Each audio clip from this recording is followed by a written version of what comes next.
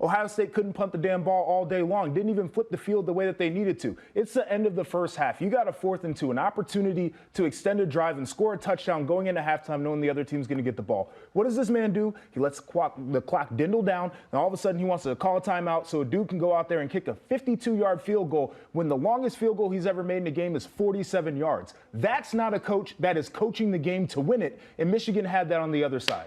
You hit some very big points to me where, the wrinkles Sharon Moore had in the game plan, right? Because this isn't another game. Their longest run of the day is on a quarterback power with one of their backup quarterbacks. Their longest pass on the game is from their running back, right? So, Michigan, when you heard the guys talk in the lead up to the week, they said, no, our season means nothing. Nothing matters if we do not win this game.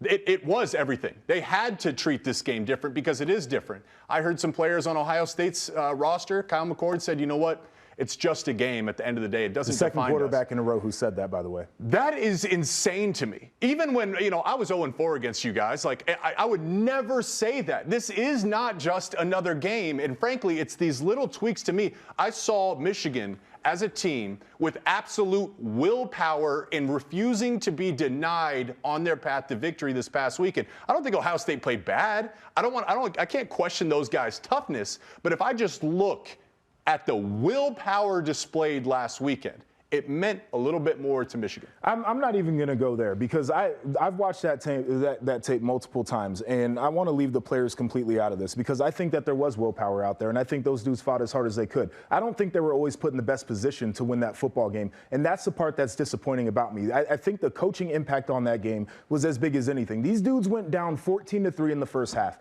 and they fought back to tie that game up at 17-17. There was a 12-play drive that Ohio State had. They ran it 8 straight times at the end of that drive to score a touchdown when people say that they're not tough. This is about a coach, after having that success running the football, he wants to drop back and throw it. They went 3 and out in a 52-second drive because they didn't want to run the football anymore. That's bad coaching right there. And really, for Michigan to finish the game the way they did, running the ball and milking the clock in the fourth quarter, that's also on coaching as well. You're exactly right. Okay, we do have a video submission, and it's someone who wants to help Joshua get through another Ohio State loss.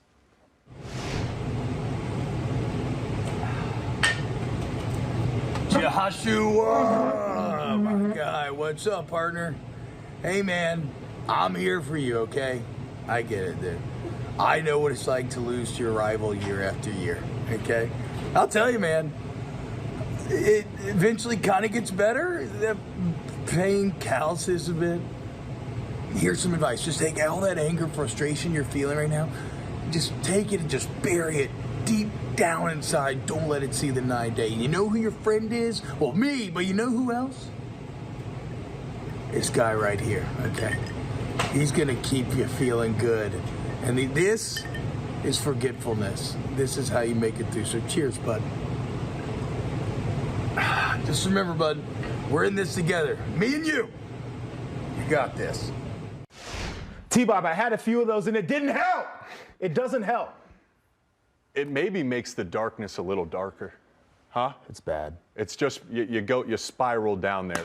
Let's get back to this though. Yeah. What's next for Ohio State? They got to take a full inventory of that program as assembled, and what I mean by that is I think that coming out of that game, you realize that they have good enough players to compete with anybody. I think that generally they have good enough scheme to compete with everybody. What they didn't have all the time was good enough execution and good enough decision-making from the sideline to win that football game. So I think that you have to look, number one, at the head coach and say, are you taking the chances that you need to take with a good football team? The answer was no. Well, how do you get there? The second thing that you have to ask is on the parts of our team where we are deficient, I would say quarterback and special teams stand out the most. What are you? Offensive line.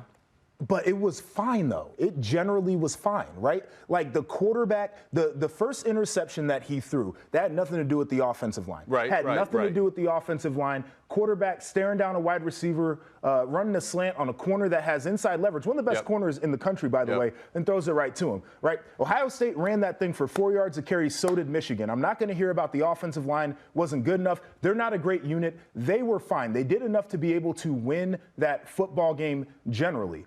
I'm looking at on 4th and 1, maybe you don't trust your offensive line or you don't trust your quarterback because you didn't go for it. Right. The other thing I'm looking at, too, special teams, It's been bad all year. Your punter probably didn't even show up in that game. You go out there and you want to kick a 52-yard field goal, that's bad. And the other thing is development. Because when I was at Ohio State, we didn't just recruit, we developed as well. And I'm looking squarely at a guy like Brian Hartline on that coaching staff right now. You got 5 stars everywhere. Emeka Ibuka looks like the same player he was a year ago. Julian Fleming is still dropping the ball. What about the young guys? None of those guys are in rotation. You got a 3-man rotation out of a room that's probably got 5 or 6 5-stars in there.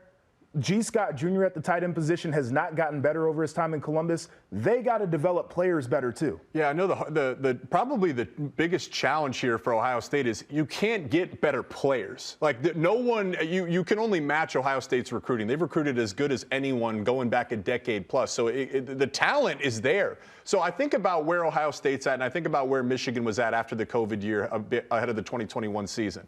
And what happened is that offseason, something shifted where Coach Harbaugh and his staff said, you know what? I don't care if we lose. He literally said, we're going to beat Ohio State or die trying. 4th and 1, punting the ball or kicking a field goal and not going for it, whatever, early in the game. That's not dying trying. Sure ain't. That's not dying trying. And that, to me, is what needs to change this offseason. You got all the talent in the world. I'm telling you, as a Michigan guy, if he went for it on 4th down, that would have scared me. We have to start asking the questions, what can we do to strike fear in the opponent rather than play not to lose and make ourselves comfortable now? And the last thing that I'll say is if I see another dude dancing or another dude talking about it's just another game, I'm going to snap. We are not the same. Yeah. That's not, anyway.